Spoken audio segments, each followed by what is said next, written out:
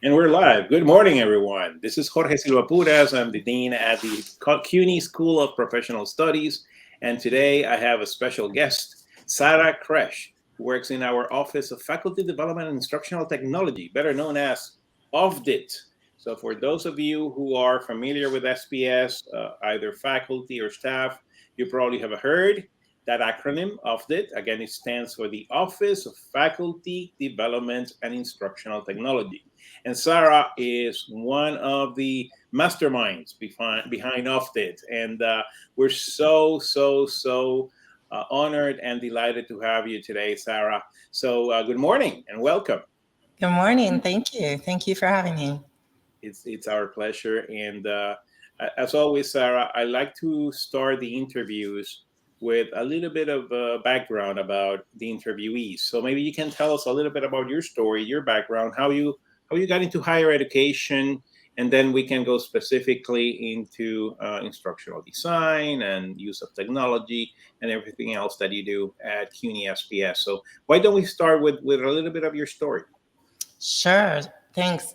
So I came to higher ed after a first career in also in education, though. So I started off my career teaching English as a second language to adults in Montreal, in Quebec, Canada. And I've always had an interest in languages.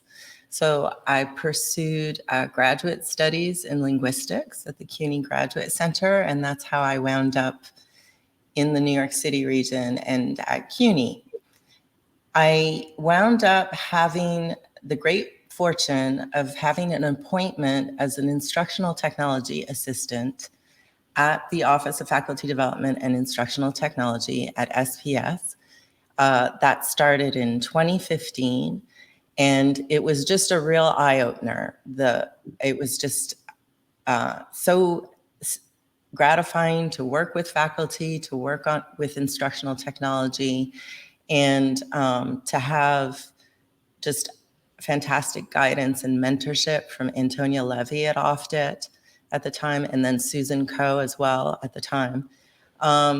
So I just developed an interest in it. It sort of combined my interests in technology with my interests in education. And my undergraduate degree was actually in communication studies and sort of tech focused on multimedia. So it combined all these interests. So eventually I went ahead and completed an instructional design certificate at the Online Learning Consortium and continued to work at OFDIT. And at this point, I'm full-time at OFDIT. I manage new faculty programming, including Blackboard Basics, preparation for teaching online, peer mentoring program, and also the online teaching essentials workshop for CUNY faculty, and also OER initiative programs at SPS. That's So that's a pretty full plate, Sarah. yes, well, So I think we. what would you say requires most of your time of all those functions you do within OFDIT? If you had to identify what is your primary role at OFDIT? Well, I think it's quite balanced. Actually, it's about a third working on programs related to new faculty at SPS, and about a third on the OTE, and about a third on OER initiative projects at this point. Maybe more like 50% OER. So, and Yeah. for the benefit of the audience, again, OTE is online teaching essentials, and OER is open educational resources, and we'll talk about those in a moment. But before we get into OERs, which is the subject of today's interview, I love to um, provide a little bit of perspective to the audience on OTE, the online teaching essentials. Because CUNY SPS, part of a wide system, the CUNY system that has hundreds of thousands of students in New York City. But CUNY SPS has been since the beginning the leader in online instruction and teaching. So, but can you describe what OTE is and how CUNY SPS has offered that widely? Right. So the online teaching essentials. So as you said, SPS has been sort of at the forefront of online, especially fully online education at CUNY for many, many years. And we have, as far as I know, always offered some preparation for instructors and faculty throughout CUNY on how to teach online and best practices in online teaching and learning.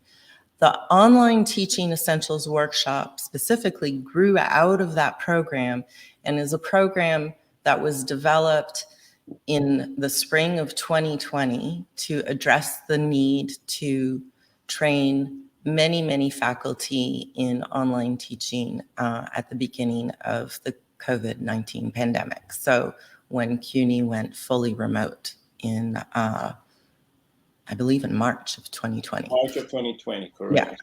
So at that time, SPS, which is just one of 25 schools and colleges across the CUNY system, took the lead in terms of preparing faculty in the other 24 colleges and schools on how to teach online, or at least the essentials of how to teach online. Of course, that is a skill that you develop over time.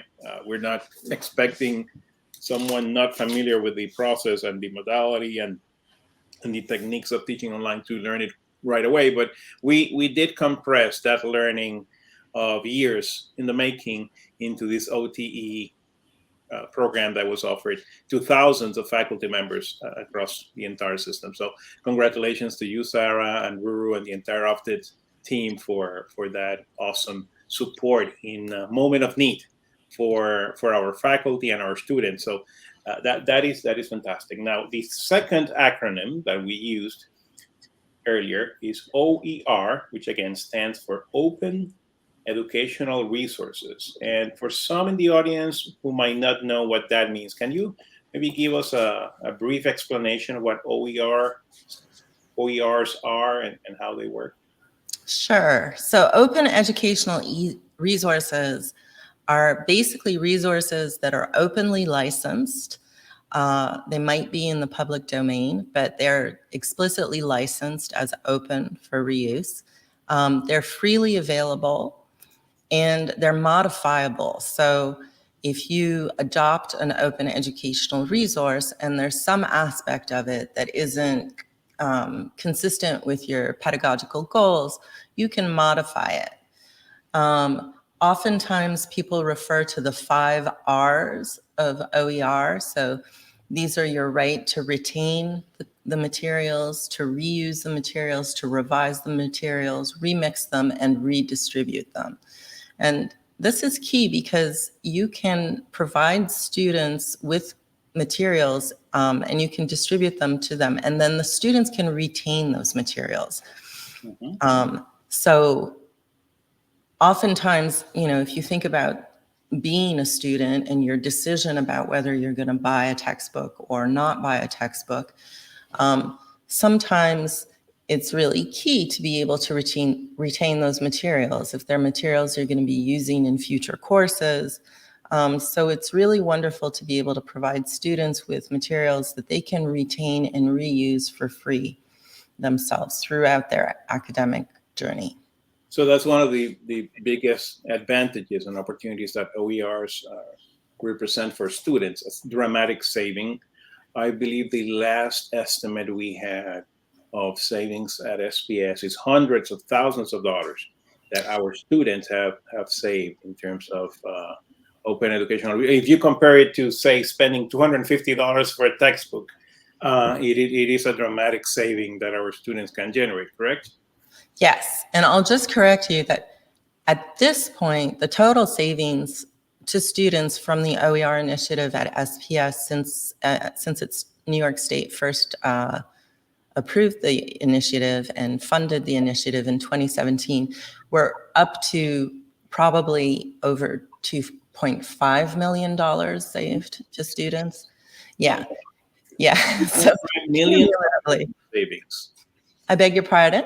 $2.5 million, you said, in savings. Yeah, so in fall of 2022, we reached 2.3 million, and I haven't added in the spring numbers yet, but I'm sure we're over 2.5 million. And what that amounts to per individual student in an individual course is on average savings of around $60 per course. So if you think about a student, you know, and all the courses that they're completing over the time of their degree, that's considerable savings. And it's such a benefit to students. It's really... It is. And as Lisa is putting on the comment section, students can also contribute to OERs depending on how you set up your course, right? So it could be a process by which contributions from students can make that OER even more valuable to classmates and to colleagues, because that can be, as you said, it's an open source, modifiable asset that can be improved upon, kind of like Wikipedia in a way, right? That you have many people contributing into the material, and there is a level of quality involved that I would like to address, because some of the objections I've heard historically, and this goes a little bit to what might be the opposition of some people out there to OERs, is the level of quality of the material. So maybe you can address that for us, and maybe share a little bit or demystify some of the common myth regarding OERs. Sure. And I think that view of OER is dissipating, that people are more open to OER, because many OER are, especially textbooks, for example, you know, these are actually peer reviewed. So that was one of the concerns early on, that there might be some issues with the quality of the materials because they aren't, you know, they weren't peer reviewed. But many of them are peer reviewed. They're edited by faculty peers within the field. They've been revised, many of them. You know, there are open educational resource textbooks in most introductory courses and most subjects at college level. And those have actually been around long enough to be revised. So I think the quality question is, you know, it's kind of moot at this point. I think that one of the concerns for faculty always is that you need to pick your materials in relation to the course you're teaching, your students, the learning objectives of your course. And as the faculty teaching a course or designing a course, you know, you are the content expert. So you really are in a position to judge the quality of the materials. And when there are weaknesses in materials, the advantage of an OER is that you can go ahead and modify the OER to improve it for your students, or customize it for your course and your students. And I'm going to put a link on the video. It is the link to one of those OER providers that I personally use quite often. It's OpenStax, very high quality materials. This is an initiative that resides at Rice University in Houston, Texas. They have a wealth of high quality peer reviewed textbooks. I personally teach business and entrepreneurship courses and have used many of those books, and they are of excellent quality. The other advantage that OERs have, at least OpenStax and many others, is that the student can choose whether to use the completely free digital version of the textbook, but they can, if they prefer to have a written copy, a printed copy, they can order it. Of course, there's a cost because of the expense of printing, but that's completely up to the student. The course can be taught, and the OER can be offered completely free in a digital format. But if you're interested, you just order the textbook via Amazon or OpenStax directly, Mhm. and they are relatively inexpensive. I recall maybe $20, $25. I don't know. They vary depending on the length and the subject matter, but they tend to be pretty economical, aren't they? Yeah, that's a relatively economical option for students if they want a hard copy of a textbook. But students do really appreciate the possibility of having the electronic, the digital version of the textbook, and having an offline version available to them. Um, Another huge advantage of using OER relative to having students purchase textbooks is that they have access to their course materials on the first day of the course. And this is a big advantage in getting them off to, them getting off to a good start in the course. And it is one of the advantages that's been highlighted in surveys of student experience with OER.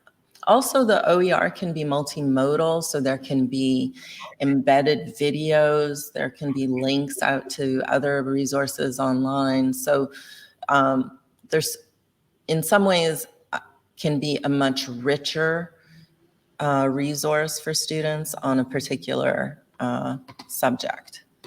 So I think, in my opinion, certainly the benefits, just those that we've mentioned so far, outweigh the concerns that some faculty might still have about the quality of the OER. But of course, you always have to choose the content that is right for your course. There So are, let me interrupt for a second, Sarah, to expand a little bit on what you said about multimodalities or multiple media format of OERs, because we typically tend to think of them as textbooks, but there could be audio, there could be video, there could be exercises, there could be interactive activities that students can engage in virtually, right? Because most Mhm. of our students at SPS are remote learners. We offer 28 degrees, 27 of which are offered fully online. So most of our students require and need that flexibility. And having those materials online actually makes a significant difference in terms of providing that flexibility to our students. So do you have, in terms of those different media, a preference in terms of which you recommend to the faculty that they look at to incorporate into the coursework? I don't have any specific preferences. I just think that faculty should always make these decisions based on what they're trying to achieve in their lesson or in their module or in their course. I think it's really exciting that there are so many ways of incorporating interactivity into course materials now available to us. So for example, with the Panopto platform, you can incorporate questions into a video. And my colleague at Ofsted, Matt Lewis, and I have offered a workshop in the past called the Open and Active Video Workshop, where faculty can prepare a video that's going to be an OER itself and incorporate these interactions. Or you have things like VoiceThread, where you can have students comment on content. Excuse me. And then also there are H5P interactions in the CUNY Pressbooks platform, so you can have students answer. HIP, can you define that for the audience who might not be familiar with the term? I'm not sure I can define the technical aspects, but H5P is, I believe, an HTML5 based sort of application that allows you to create interactives within other content. Mhm. So within a textbook, for example, you can have questions or simulations, and the students can do their reading. And instead of the end of chapter questions being sort of a passive thing they do by themselves, they can answer the questions in the book and they get immediate feedback. So as they go through that particular, say, definition or subject matter, the questions appear right then and there. and you can interact in that way. Yeah. Excellent. Basically, any instructional technology or educational tool that you can use to have students more interacting more and engaging more with content is going to have a benefit. So whether faculty are interested in using annotation platforms like Hypothesis or Perusal or Manifold, or whether they're interested in having content in Pressbooks and using these H5P interactives, whatever it is that they're interested in doing that gets students more engaged in their courses with the actual content, we're all of us at OFDIT are excited to support all of that. So I imagine, Sarah, that over time, over the years, the use of open educational resources has increased as a percentage of the courses that we offer at SPS. Can you give us an estimate of how many courses today use total or partial OERs for their content? So we have data on the courses that are listed in the CUNY registration system as zero textbook cost. Mm-hmm. And in fall of 2022, 40% of the sections that we offered were zero textbook cost. So which means they didn't have any educational content required to be paid by the student. Is that fair? That's right. Okay. So that could be a combination of what we call true OER, the openly licensed materials, and things that are free to students, so what we would call zero textbook cost. This might be materials that are available at the library. Mm-hmm. This might be other materials that are freely available online. And by the way, when you mention library, just for the benefit of potential students who might be watching, you don't have to go to a physical library necessarily. You can use our virtual library, which is a partnership we have with Baruch College. So all of our students have access to the Baruch content and collections, and they can do it virtually. So they can access it via the web. Is that correct? That's right. That's right. So in addition to those 40% of sections being zero textbook cost, also I think almost all of the gen ed courses, I think something like 98% of the general education courses at SPS are zero textbook cost.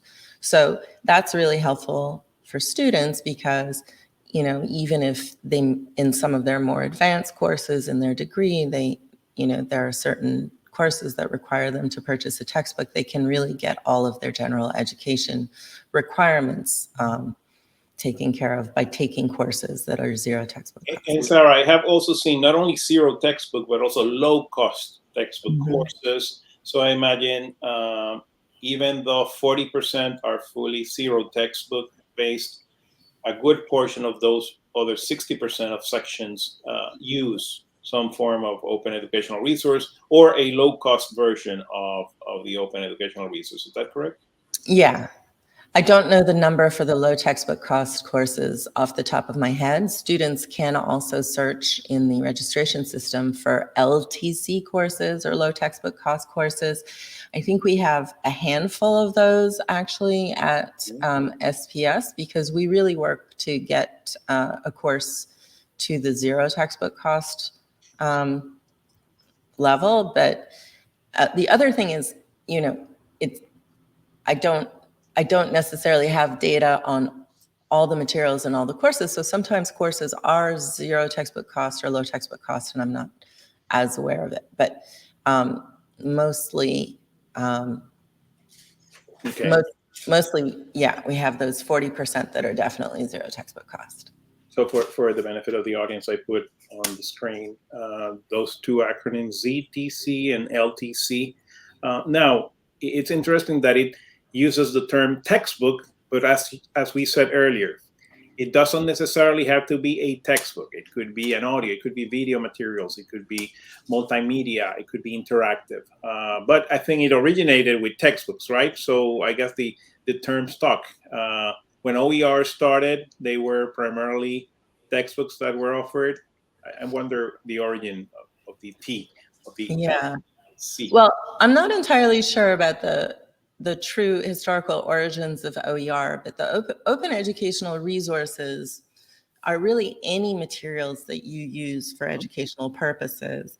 And the textbook and the zero textbook cost or low textbook cost, that's a reference to textbook cost, which is a traditional term in higher education courses where you will have required texts and students will have to purchase those. So it's a little bit of they're two separate things in a sense, but if you have a course that's using open educational resources, it will be zero textbook cost because there's no cost to students. Excellent. Now, I would imagine that while most of our faculty is well versed in OER, maybe members of the audience or faculty members in other institutions might be interested in knowing what does it take to be prepared to develop the most effective use of OERs in your classroom. Are there suggestions that you have or recommendations that you have for faculty in terms of when you're thinking of designing your course? What are some best practices as you assess the possibility of using OERs? Well, when you're designing your course, as many faculty will know, you want to design it with your learning objectives and your learning outcomes in mind. So I would, recommend thinking about a process like a backward design process where you're thinking about what your learning outcomes are, you're thinking about how you're going to measure your learning outcomes, and then you're selecting your materials and your activities in a way that supports those objectives. So it's essentially the same process, whatever type of materials you're using. And then if there are faculty who are not at CUNY SPS, I would say the thing to do is to reach out early to your teaching and learning center or your library and find the person who can help you identify open educational resources that can help you scaffold materials and activities in your course for students to meet those learning objectives. And if you are at CUNY SPS, you can always check out our OER at SPS website on the faculty community site. You can get in touch with me. You can get in touch with our faculty support email as well, and they'll direct you to our OER team at Ofted. But definitely reaching out to get the help of somebody who's experienced with searching for OER can be helpful. And then the other thing is to just stay open to the possibilities. There are more and more materials available all the time.